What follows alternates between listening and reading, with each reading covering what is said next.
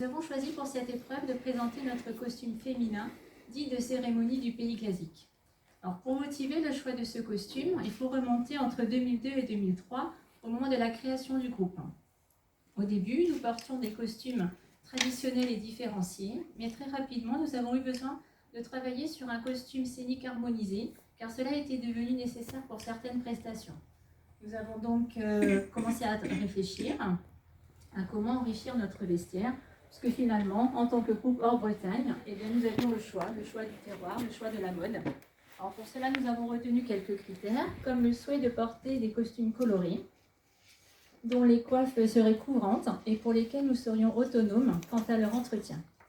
Et il se trouve qu'au même moment, une de nos adhérentes nous a fait don de sa collection personnelle.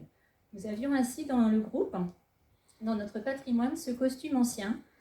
Alors, comme il répondait en tout point à nos critères, il a été retenu comme point de départ pour notre démarche. Donc, il faut savoir que ce costume a été identifié comme étant porté sur la commune de Ploharé dans les années 1870-1880 et que les costumes de couleur rouge étaient généralement confectionnés pour le premier jour des noces, puis ensuite, ils étaient portés les dimanches et lors des cérémonies. Alors, concernant la démarche de reconstitution proprement dite, tout d'abord, nous avons sollicité 2 référents du pays classique, donc à savoir Raymond Lelanne, qui nous a aidés sur le choix des tissus et des couleurs, et Paul Balbous, qui nous a confectionné donc les coiffes et les gilettaines des hommes. Pour le reste, à partir de ce modèle, nous avons réalisé les patrons, puis nous avons monté un projet avec le lycée professionnel d'Evry pour la réalisation de 20 costumes femmes. En 20 ans, nous avons fait évoluer notre costume au fur et à mesure de nos moyens et aussi parce que nous avons pris conscience que cette reconstitution comportait des erreurs.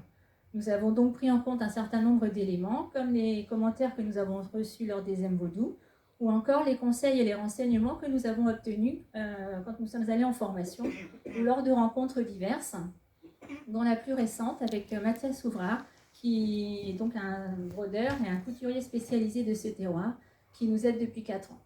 Alors, tout cela a été complété par une visite au musée départemental de Quimper et un entretien avec Jean-Pierre Gonidec, le régisseur des collections, qui nous a permis d'accéder à certaines pièces d'archives de cette période. Alors, les dernières évolutions que nous avons réalisées sont visibles à travers tout d'abord un travail sur les silhouettes. Aujourd'hui, donc, la jupe repose sur un bourrelet et sur un jupon amidonné. Tout ça pour bien marquer ici la taille et ainsi souligner la silhouette caractéristique de cette époque. Et le second travail a consisté en la confection d'un col, puisqu'en fait, dans le costume d'origine, cette pièce n'existait pas. Et donc, c'est en échangeant avec Mathias Ouvrard que nous avons mis en évidence que cet élément manquait. Donc voilà, nous avons donc travaillé entre-temps. Alors pour finir, je dirais que le costume que nous portons aujourd'hui est le résultat donc, de cette reconstitution et de ces évolutions. J'espère que vous aurez compris que nous continuons les recherches afin de poursuivre les améliorations.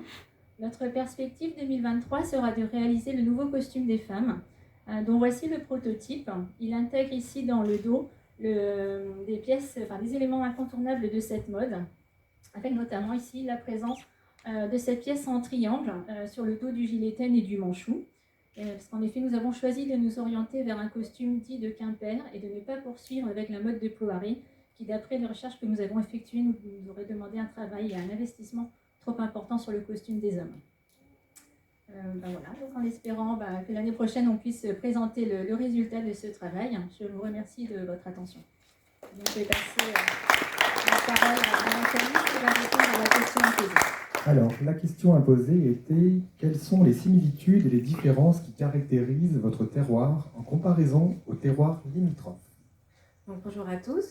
Donc, pour s'imprégner de l'allure générale des costumes féminins de la Cornouaille en cette fin du XIXe siècle, il est important de consulter les œuvres d'Hippolyte Lalès.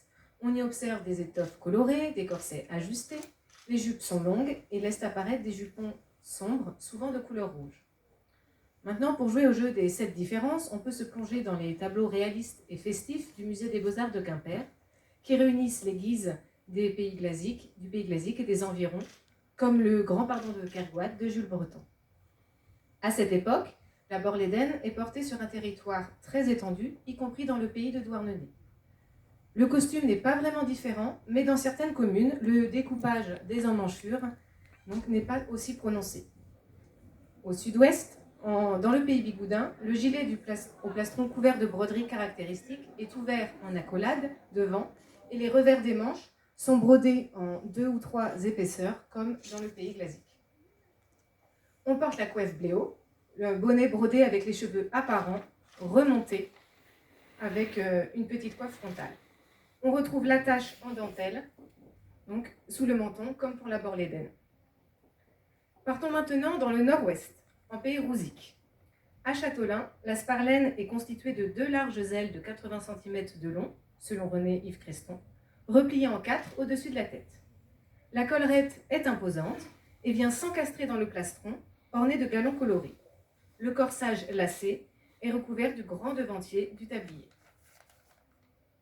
Quand on glisse maintenant vers les montagnes noires, on arrive en pays d'Ardoup, où le costume coloré comporte là aussi un tablier à devantier et des rubans de couleur. La coiffe bordeaux paysante est large et possède 2 barbes qui peuvent ou non se croiser, qu'on soit de Plonévé-du-Fou ou de Châteauneuf. Là encore, le col est important, mais plat et recouvre le haut du dos et les épaules. Le gilet à encolure carrée est galonné de rouge et de velours noir. Enfin, au sud-est, au pays de la Guispoine, le gilet est lui aussi à encolure carrée. Le corset est lacé sous la poitrine, puisqu'il n'y a pas de devantier, de tablier, et on retrouve le montage dorsal du gilet de Quimper. On porte une grande coiffe à 4 ailes, brassée ou non. Le col emblématique plat est plus ou moins grand et déjà plissé et très soigné. Pour conclure, la fin du XIXe siècle pour le costume glasique et ses environs est une période charnière. Les silhouettes se ressemblent, mais chaque pays, n'en faisant qu'à sa guise, ne va cesser de faire évoluer dans la première moitié du XXe siècle des caractéristiques déjà bien établies.